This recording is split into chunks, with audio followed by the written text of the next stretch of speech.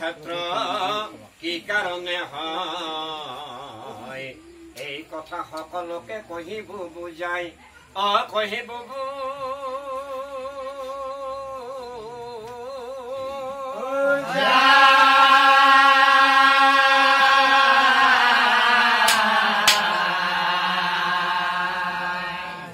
সম্বৰণ নামে ৰজা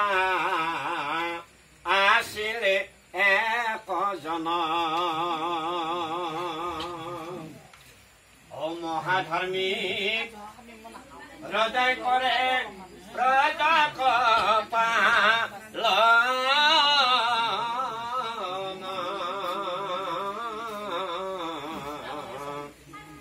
এই সম্বৰণ নামে ৰজা আছিলে একজন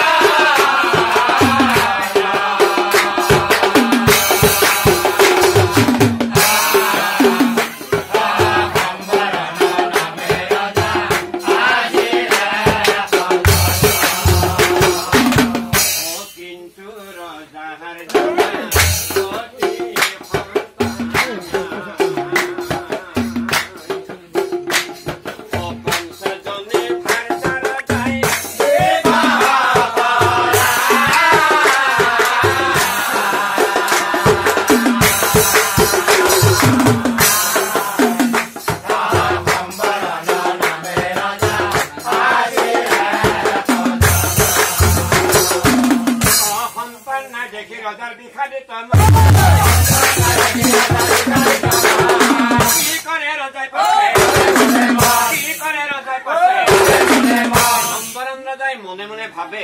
কি ভাবে এজনী দুজনী কৰি মই ৫০ জনী ভাৰ্যা বিয়া কৰালো কিন্তু মই এটাও সতি সন্তান জন্ম নকৰো যদি মোৰ সঁচাকৈ সন্তান জন্ম নহয় তেনেহলে ভৱিষ্যতে মোৰ ৰাজ সিংহাসনত কোন বহিব তাতকৈ ডাঙৰ কথা হ'ল তেতিয়া আমাৰ মৃত্যু হ'ব মৃত্যুৰ পিছত যেতিয়া চিতাত তুলি দিব আমাৰ বাৰু সেই চিতাত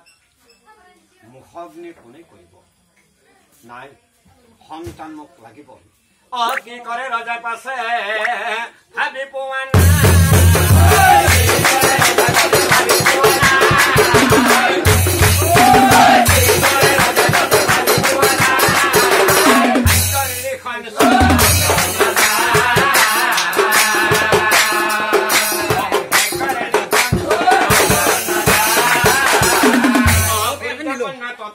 বিবাহ কৰে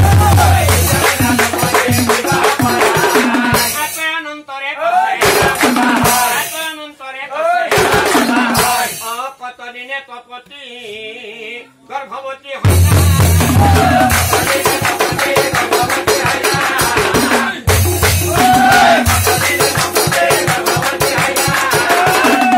দেখি ৰজাৰ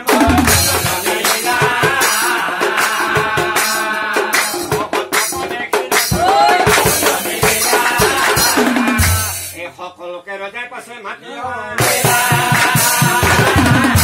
হাঁহি হাঁহি ৰজাই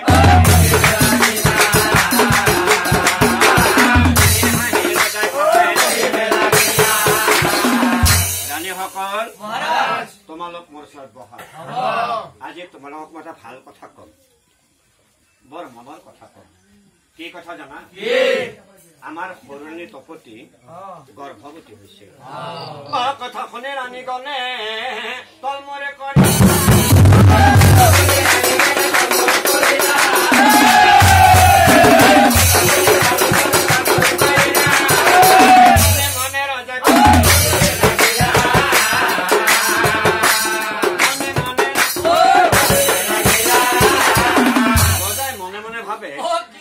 ইমান ধুনীয়া কথা এটা কলো কিন্তু বাকীসকল ৫০ জনী ৰাণী কিন্তু তলমূৰা কৰি আছে